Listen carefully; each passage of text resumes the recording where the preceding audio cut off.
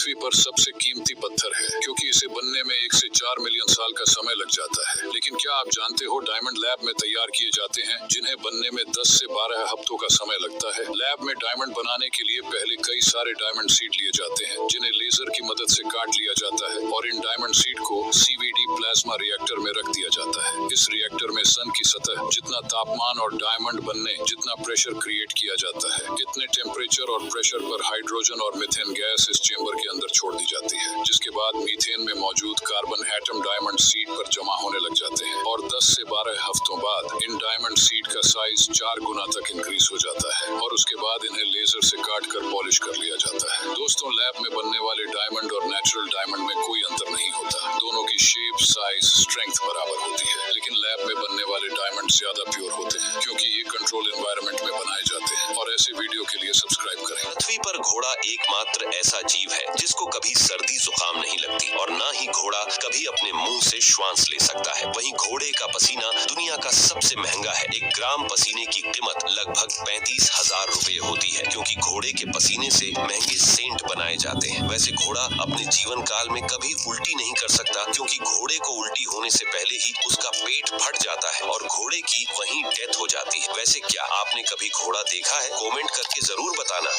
जिस बोतल में शराब पैक होता है वह बोतल कंपनी में कैसे बनता है, आइए देखते हैं। सबसे पहले टूटे फूटे शीशे को हर जगह से इकट्ठा करके इस कन्वेयर बेल्ट पर डाल दिया जाता है। उसके बाद इंसानों के द्वारा इस शीशे में से प्लास्टिक और अपशिष्ट पदार्थों को बाहर निकालकर फेंक दिया जाता है। फिर इसे पतला करने के लिए इस बड़ी से राउटर मशीन में डाला जाता है जो शीशे को कई भागों में तोड़ देता है। फिर इस शीशे को पिघलने के लिए हाई वोल्टेज चैम्बर में डाला जाता है जहां पर यह चीज से बिल्कुल ही तरल पदार्थ में हो जाते हैं। तब वैक्यूम की मदद से ऑटोमेटिक मशीन द्वारा शराब की बोतल का रूप दे दिया जाता है और यह शराब का बोतल काम व्यवहार मशीन के द्वारा आगे चल जाता है और वहां पर लोग इस शराब बोतल को कार्टूनों में भरकर शराब भरने के लिए कंपनी में भेज देते हैं। क्या आप जानते हैं भारत के 3 सबसे साफ सुथरे शहर कौन हैं? ये शहर इतने ज्यादा साफ है जिनके सामने अमेरिका जैसे देशों के शहर भी फीके पड़ जाएंगे। चलिए जानते हैं दोस्तों, भारत के सबसे साफ शहरों में तीसरे नंबर पर आता है नवी मुंबई। इस शहर के सड़कों पर आपको बिल्कुल भी कचरा देखने को नहीं मिलेगा। दूसरे नंबर पर आता है गुजरात का सूरत शहर। ये शहर साफ सुथरा होने के साथ साथ भारत के सबसे अमीर शहरों में भी गिना जाता है, जो पूरे विश्व में डायमंड सिटी के नाम से भी जाना जाता है। वर्तमान में ये शहर भारत में बहुत ही तेजी से विकसित हो रहा है। 2024 में भारत का सबसे साफ शहर है मध्य प्रदेश का इंदौर शहर। सबसे साफ शहर में ये पिछले 7 सालों से नंबर 1 पर है, जो 2017 से लेकर अब तक नंबर 1 क्लीन सिटी है।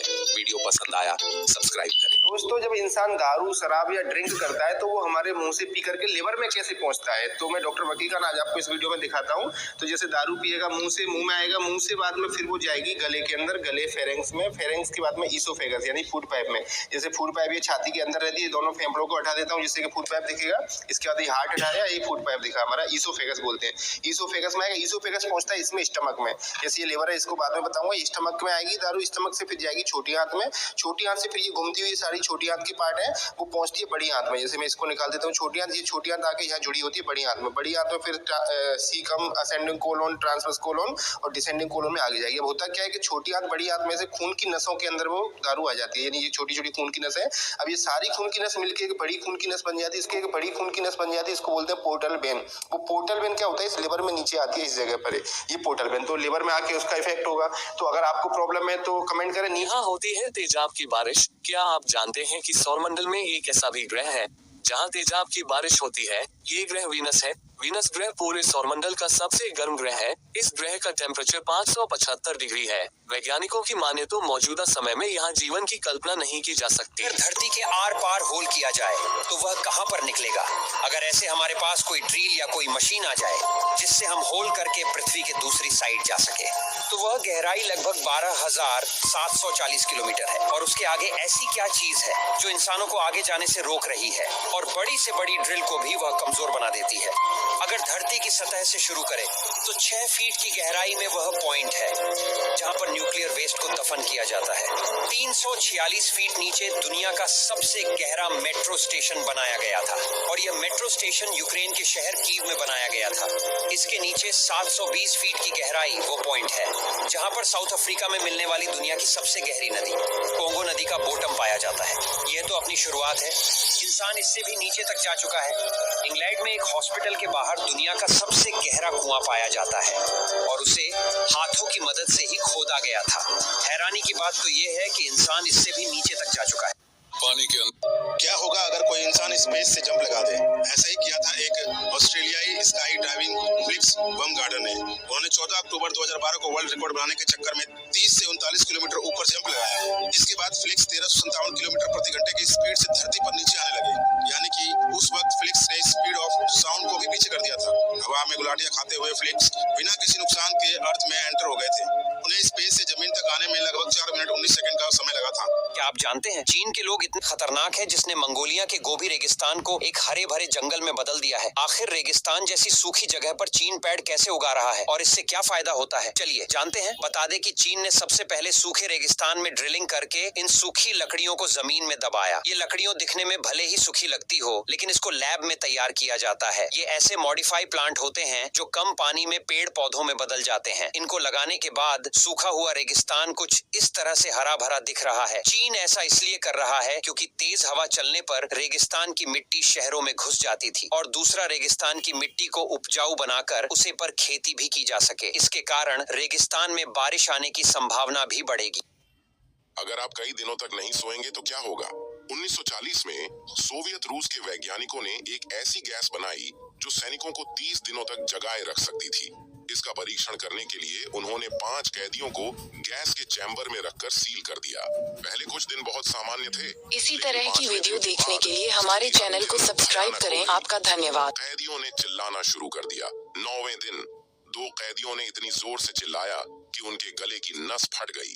कुछ दिनों बाद कैदियों ने खिड़कियों को बंद कर दिया ताकि शोधकर्ता अंदर न देख सकें। लेकिन 15वें दिन जब शोधकर्ता गैस बंद करके अंदर गए, चैम्बर का दृश्य किसी खौफनाक सपने की तरह था। हर तरफ खून और मांस पड़ा था। ऐसा लग रहा था कि कैदियों ने अपने पेट को चीरकर अपने अंग खा लिए हों। लेकिन इन सब के बावजूद वे अभी भी जीवित थे।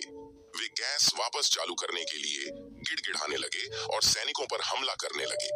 अंततः चैम्बर से हटाए जाने के बाद जैसे ही वे सोए, सभी मर गए। क्या आप जानते हैं दुबई टेक्नोलॉजी में इतना आगे हो रहा है कि वह अब जापान जैसे डेवलप देश को भी पीछे छोड़ने वाला है। और तो और इंडिया में आपने खुले में बहुत से मोबाइल टावर देखे होंगे, लेकिन दुबई के सड़कों पर मोबाइल टावर लगे तो होते हैं, लेकिन आपको दिखाई नहीं देंगे। आखिर कैसे, चलिए जानते हैं। दोस्तों, दुबई टेक्नोलॉजी में इतना आगे हो गया है कि वह अब जापान जैसे डेवलप देश को भी पीछे छोड़ दिया है, क्योंकि दुबई अब घूमने वाली बिल्डिंग बना रहा है, जो कि एक 80 मंजिला बिल्डिंग होगा और इसके सभी फ्लोर हमेशा घूमते रहेंगे, जिसे एक बार पूरा घूमने में 90 मिनट का समय लगेगा। आपको बता दें कि इस बिल्डिंग को बनाने में दुबई $330 मिलियन खर्च करेगा और दुबई अपने शहर की सुंदरता पर इतना ध्यान देता है कि यहाँ के मोबाइल टावर को भी इस तरह के पेड़ में लगाया जाता है। अगर आप नॉलेज में दिलचस्पी रखते हैं तो हमें जरूर फॉलो करें। क्या आपको पता है इंसान 200 सालों तक जीवित रह सकता था, लेकिन डायनासोर ने ऐसा होने नहीं दिया। आपको तो पता ही होगा कि करोड़ों साल पहले डायनासोर धरती पर रहते थे, पर बाद में वह पूरी तरह से विलुप्त हो गए। अब आप सोच रहे होंगे कि भला डायनासोरों में ऐसा क्या था जो इंसानों का उम्र बढ़ा देता, तो चलिए इसका जवाब जानते हैं। वैज्ञानिकों को रिसर्च से पता चला है कि डायनासोर में एक विशेष प्रकार का एंजाइम था, जो इंसानों को मिल जाता तो इंसानों का उम्र 200 साल तक बढ़ जाता। यूनाइटेड किंगडम के बर्मिंघम विश्वविद्यालय के माइक्रोबायोलॉजिस्ट जो पेड्रो डी मैग्लहेस ने एक नए अध्ययन के आधार पर एक खुलासा किया है। शोध में वैज्ञानिकों ने उल्लेख किया है कि यूथेरियम स्तनधारी वंश में प्राचीन पूर्वजों ने उस समय कुछ एंजाइम को खो दिए होंगे। जब डायनासोर मौजूद थे, शोध से पता चला है उसमें ऐसे भी एंजाइम थे जो पराबैंगनी प्रकाश से हमारे त्वचा को होने वाले नुकसान की मरम्मत करते थे। ताइवान में चावल की खेती देखकर आप हैरान हो जाओगे। यहाँ A to Z सारा काम मशीनें करती हैं। सबसे पहले कई सारी ट्रे में चावल के बीजों में मिट्टी को मिलाकर उसमें पानी मिलाया जाता है और फिर उन्हें खेत में पहुंचा दिया जाता है। खेत में पहुंचने के बाद सारी ट्रे को सीरियल से खेत में बिछा देते हैं। थोड़े दिनों बाद चावल की बेड़ तैयार हो जाती है। अब इन ट्रे में से बेड़ों को फोल्ड कर लेते हैं और ट्रॉली में लाद कर वहां तक लाते हैं जहां इन्हें लगाया जाएगा। इन्हें खेत में लगाने के लिए इस मशीन में चावल की फोल्ड की हुई बेड़ों को रखते हैं। यह मशीन ऑटोमेटिक एक एक पौधे को एक समांतर दूरी पर लगा देती है। फसल तैयार होने के बाद इसे मशीन से ही काटा जाता है।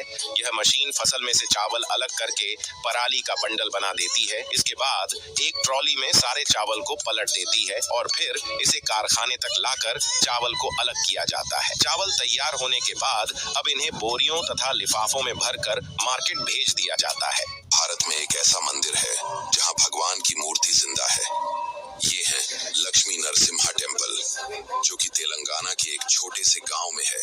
माना जाता है कि ये मंदिर 4000 साल पुराना है, जहां हर रोज भगवान नरसिम्हा की पूजा की जाती है। भगवान नरसिम्हा की ये मूर्ति कठोर होने की बजाय इंसानों जितनी मुलायम है। ये इतनी मुलायम है कि जब इस मूर्ति पर फूल रखा जाता है तो फूल मूर्ति के अंदर चला जाता है, और अगर थोड़ा ज्यादा जोर लगाया जाता है तो ये मूर्ति से खून भी निकलने लगता है। मंदिर के पुजारी ये भी बताते हैं कि मूर्ति के पास जाने पर मूर्ति के सांस लेने का भी एहसास होता है।